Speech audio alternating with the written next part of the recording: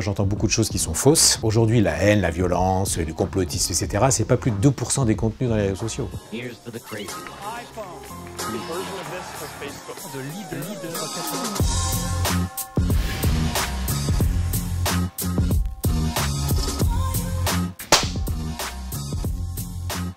On développe un partenariat stratégique avec Dassault Systèmes pour leur fournir et déployer l'ensemble de nos analyses, nos insights dans les réseaux sociaux à la disposition de leur plateforme stratégique qui s'appelle 3D Experience. Dassault Systèmes nous rejoint au capital. La Banque publique d'investissement d'ailleurs investit aussi, pas au capital, mais dans la société.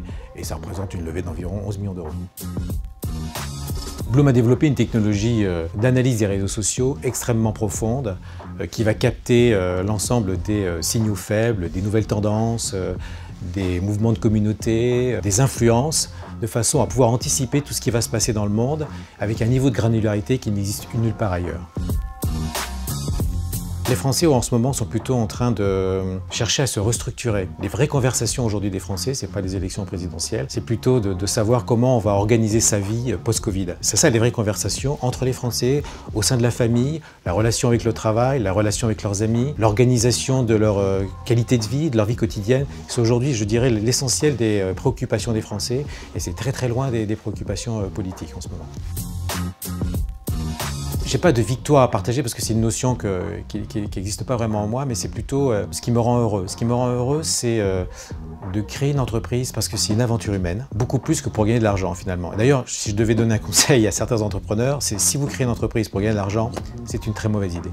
C'est d'abord une entreprise humaine. Et le plaisir au quotidien de travailler avec des talents, de partager des choses, c'est surtout ça qui me rend heureux.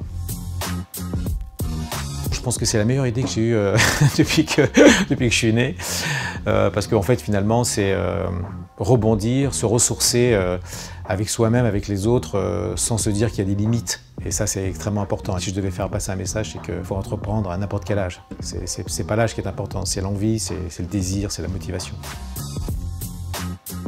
98% des contenus, c'est des échanges entre les gens, entre les familles, entre les amis, entre des spécialistes, entre des professionnels. C'est une richesse absolument incroyable d'informations. Je crois qu'on oublie de le dire.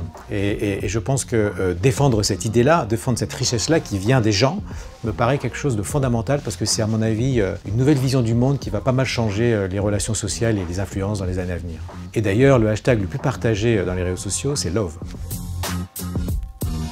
C'est un mathématicien qui s'appelle Bernard Chazelle qui a développé le concept de dynamique des influences, d'où vient la technologie de Bloom d'inférence sociale et qui m'a fait comprendre finalement quels étaient les enjeux et le fonctionnement des influences dans le monde. Ça m'a beaucoup inspiré. Ouais. Le rêve de croissance pour Bloom, c'est de devenir un leader européen parce que je pense qu'il faut que l'Europe, la France et d'autres pays européens puissent maîtriser cette technologie des réseaux sociaux. Ça me paraît essentiel et donc cet objectif-là est ma première priorité. De leader.